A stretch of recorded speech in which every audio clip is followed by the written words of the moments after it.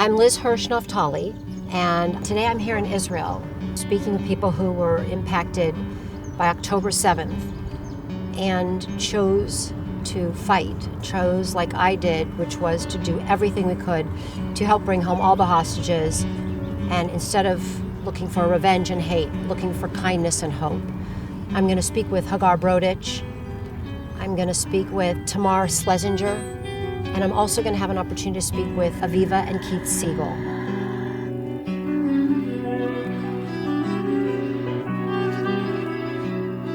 At what point did you understand this is a crisis? They opened the door and Abigail was there. I took her to the safe room with the kids, and she was covered with blood, but I understood it's not her blood because she wasn't injured.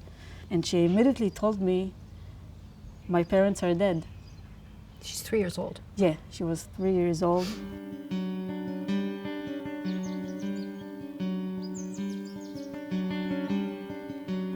I just got a message. One boy that saw his parent murdered and needs help. And I called Michael. It was 9:17. I heard Amalia, so I understood that he's not alone. They told me that they are 9 and 6. And immediately I understood that their life in danger. And we started a very long talk, 12 hours. And he said, take us to your car. And they forced us out of the house through the window, and he told me to start the car. Maybe if you put in the wrong code, I think it's 3 times, you can't start the car for like 20 minutes. So I actually thought to do that. And I said, don't even think about it. They'll kill us. They'll kill you. Yeah. The moment we got to Gaza City, there were like a big crowd of people. Like they were like dancing and having a party, and there was a big celebration. And the terrorists opened the car. People outside started to beat me and pull my hair. Abigail sat on me. And the terrorist who sat beside Ofri, she was 9 years old back then, he always tried to hold her shirt and pick her up to show her to the crowd, like, what he got, the trophy that he got. What were those moments where you had to say to yourself, I'm going to survive? One of the terrorists was very, very mean to us. It was mean all the time, and I just couldn't handle it anymore. And then I looked at Keith and Amit at that time. We were the 3 of us together, and I said to them, don't look at him. When he does that, just like, let's all look down and not be part of what he's doing to us, because that's what he wants us to be scared. And I remember that feeling of saying to myself, he's not going to touch me. He's not going to touch my soul. And when we realized that Abigail had been taken with Hagar Brodutch and her 3 children into Gaza, the first thing I did was ask my brother-in-law, Dory, I said, send me a photo of Abigail. And I got this picture, this beautiful 3-year-old child with brown curly hair, big brown eyes, playing with some pretty colored blocks and looking up.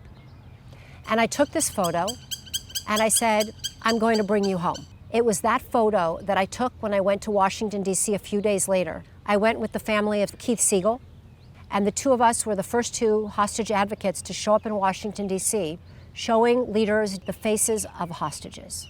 And one of the things I said to a lot of these leaders was, her parents are killed, they're dead. I'm her auntie, and I'm asking all of you to also be her aunts and uncles and help me to fight for Abigail. I think you were more skillful than diplomats and politicians like us.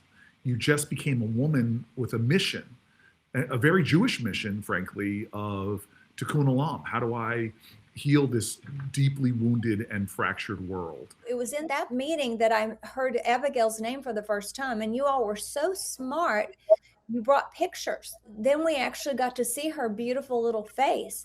I am blessed by your friendship, but I'm also so admiring of your activism. You were like a walking heart, as you went from place to place and just tirelessly pursued the return of every possible hostage. Abigail, to me, became the face of October 7th, and she became my mission.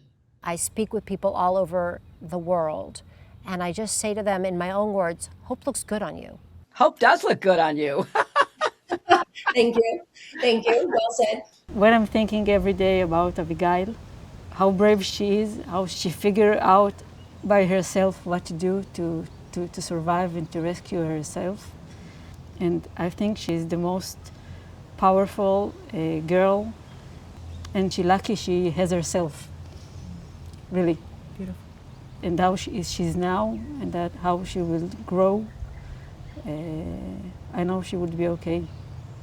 When you brought Abigail to my office and I had a chance to actually meet her and hold her and talk to her, it was miraculous. For me, the hope comes from the peace builders. I think that the crisis of our time, not only in Israel and Gaza, but also in America and also in the world, is that we have lost our capacity to imagine each other.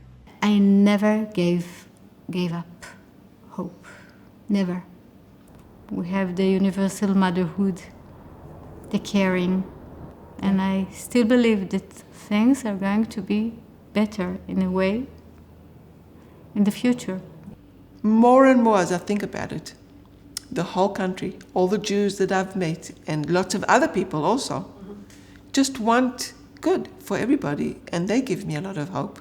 And I just want to say that every time I came to the States and I met you, I couldn't wait for you to open your mouth. You are just so clever, so bright.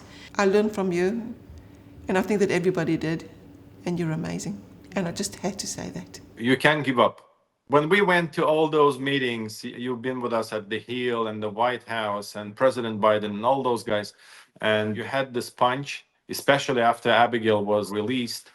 And it was a great thing that you kept running with us. That was a secret weapon for us. Yeah. In the midst of your own heartache for your own family who suffered this horrific, unthinkable violence, you continue to hold a vision of humanity, a vision of peace. How can I not do the same? The joy I found with how many people, I know it came out of tragedy, but the amount of people who used to come to services on the regular basis really doubled after October 7th and continues because people felt like, this is where I want to be. I want to be with community. I think that someday we can live here, that my kids will be able to grow their children here and their grandchildren in peace and in quiet with all the nations around us. I really, really believe that part of my healing, my rehabilitation, recovery, is doing for others, to be able to continue helping people in any way that I can, people that are in need. I want to invite that anybody that's listening to me anywhere in the world, love, give, and donate. It's not worth it. I don't seek revenge, and I try to look and see where we can find love and cooperation. And for me, it's also the hope is about a world where children, Abigail, children in Gaza, children in the region, children in the world, will have responsible adults like myself and like so many of us that are fighting for them. You kept your eyes centrally focused on how do we end this nightmare. One of my favorite moments as a United States Senator in the Capitol is you, me, and Susan Collins standing having a conversation while little Abigail is busily coloring a little girl delivered home and alive, and a woman standing amidst us all who brought us together for a future, and a little girl with her crayons in hand sees a better world, perhaps even bigger and bolder, dreaming it anew in a way that should give us all that hope and that spirit. So thank you. You helped not just Abigail, but all of the hostages and the hostage families.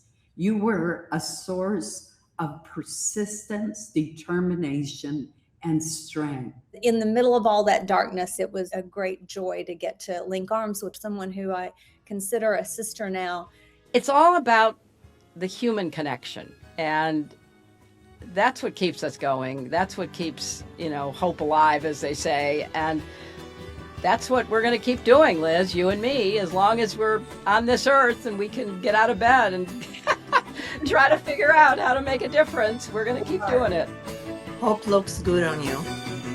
Hope looks good on you, and IKAR will always be a defiantly hopeful community.